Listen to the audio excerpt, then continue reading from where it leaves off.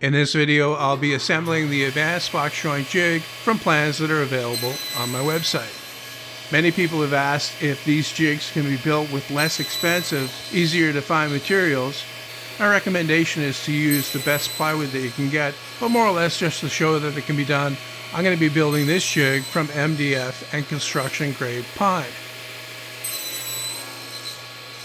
I've already cut out all the parts as detailed in the plans, and the first step before I can start putting it together is to check the height of part B. It must line up flush with the top of the deck part F. To accurately line up part B on the base, I'm temporarily clamping the deck in place as a guide. With some glue on the bottom of part B, I can push it up tight to the deck and clamp it down to the base, part A. This needs to be straight and square to the base, and now is a good time to check that.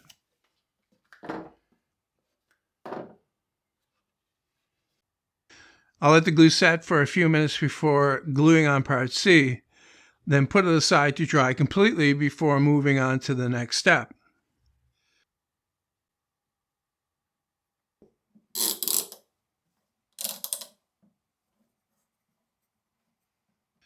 The solid wood parts are just cut from ordinary framing lumber that is well seasoned, and the first of these is part P that's glued and screwed to the front of the base. I'm drilling pilot holes for all of these screws, and that's especially important for MDF since it splits easily. Next, I can glue and clamp part D in place behind part B.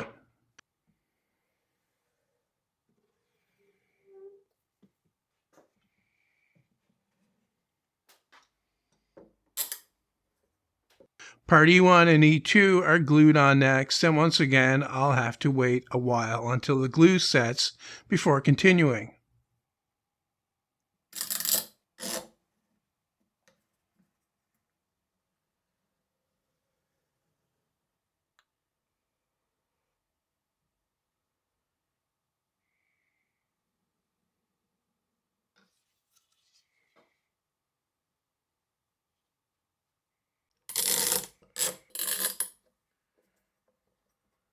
Part R is the guide bearing for the carriage, and that's fastened with screws only. Again, I'm using just regular pine for this, but in the original I used slippery plastic. All of the mating parts in this jig will be coated with water-based polyurethane, and that should make it operate just as smoothly. Speaking of which, now that the base is fully assembled, I can sand off the sharp edges and give it a couple of coats of finish. So that I can finish all sides at the same time, I drove drywall screws into the base just temporarily to hold it up. While that's drying, I can show how to easily and accurately cut the division plate. I'm using my table saw sled and have a piece of threaded rod taped down solidly to it so it can't move. I drove a drywall screw partly into the end of the division plate, and the head of that screw will lock into the threads on the threaded rod. I also taped a ruler down to the sled so that I can quickly look at that and see where I am. I made the division plate and the locking blade from a plastic cutting board, but you could also use hardwood for these. Here I'm cutting the point on the locking blade with a hand plane and fine-tuning it on my small disc sander. Back to assembly, the next step is to fasten the advance lever and the stop cams.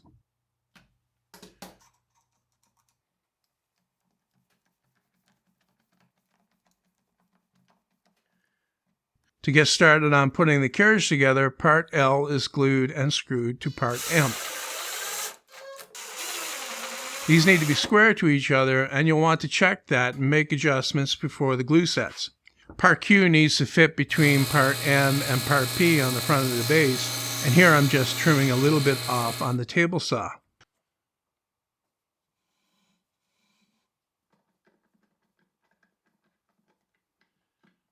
To shim the carriage up, I'm just using pieces of paper that have been folded over twice. I'll slip those in, and then I can mark where part N will be fastened. Before I screw on part N, I want to get part X fastened to it. I'm not using glue on either one of these parts since they may need to be adjusted later.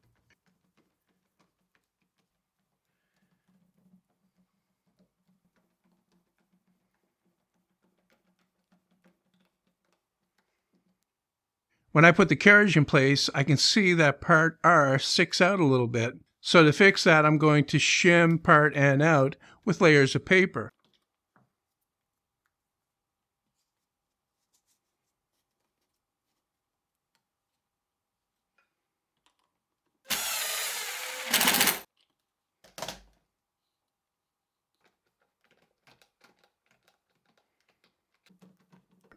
Next, part O is screwed onto part N, again without glue.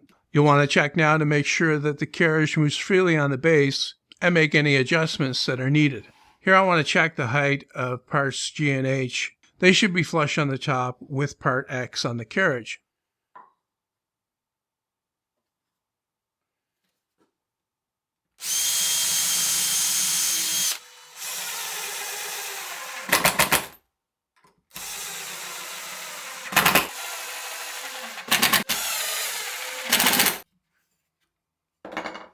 Before I glue it on, I want to check the spring to make sure that it works right.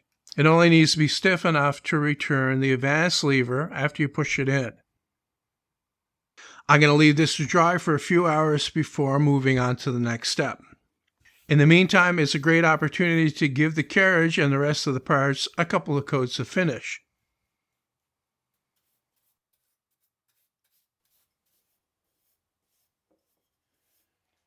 After the urethane dries, I can resume assembly by screwing the locking blade to part I.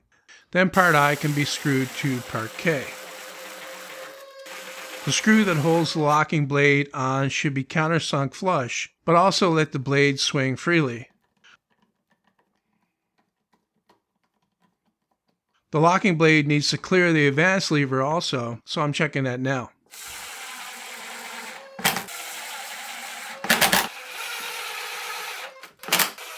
To line up the division plate, I slide it in and swing the locking blade down to engage firmly in the first notch. With that held in place, I'll mark the end, but here I can see that it actually lines up perfectly with the end of the carriage. At this point, the jig is finished. I just need to check the action to make sure it's working right. Then I'll get it set up on my table saw and try it out.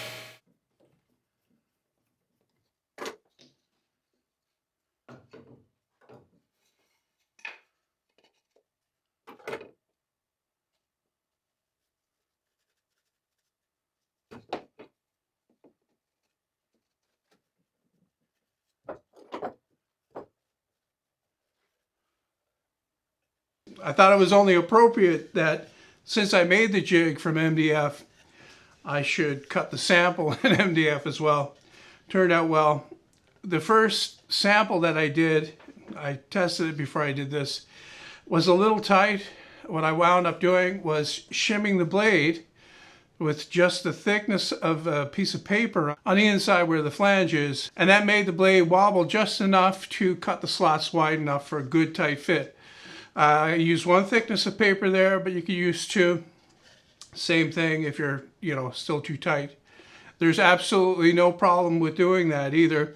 A certain type of dado blade actually works that way. The blade wobbles back and forth like that. The jig itself is my older design. It's smaller, lighter, more compact than the Ultimate box joint jig, which, is more recent. It is probably better suited for the majority of people that are doing stuff in the workshop, making small boxes. It can handle widths up to around 7.5 on one pass. Just like the Ultimate box joint jig though, you can double that by flipping the work over and redoing it with some careful layout. There's an older assembly video that I made. If you would like a little bit more detail on some of the finer points of adjusting this and putting it together, I recommend you watch that. It's longer. It's about 36 minutes, I think. And like I say, it has a lot more of the finer details that are helpful when you're putting this together for adjustments and whatnot. Like I said in the beginning, if you're interested in making one of these, a fully detailed set of plans is available on my website, and there's a link to those in the description. Well, that's it for this one. I hope you enjoyed it, and thanks for watching.